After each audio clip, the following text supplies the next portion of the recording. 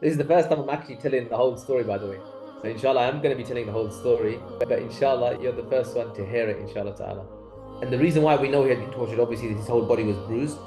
But there was a specific type of torture that was used on Marwan, which was they used a drill and they drilled holes in his back. At first, I thought I was being kidnapped because obviously this is something that happens in Syria. Syria is a war zone. Aid workers have been kidnapped before. They've been held for ransom. Many parties who would like to see the failure of an Islamic project. So what better way to destroy an Islamic project, to show that you have an Islamic project and to fool the people or fool a party of the people into believing that you have an Islamic project, and really it is a false project.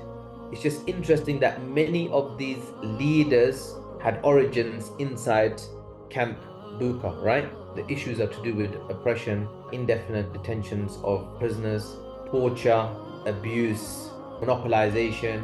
But the reason why I am outing a lot of these people, and for 3 years I've stayed silent, for 3 years, because some of these guys are aid workers and they're doing good work, I've stayed silent in the hope and making dua to Allah subhanahu wa ta'ala that these people would change their ways. But sadly, that hasn't turned out to be the case.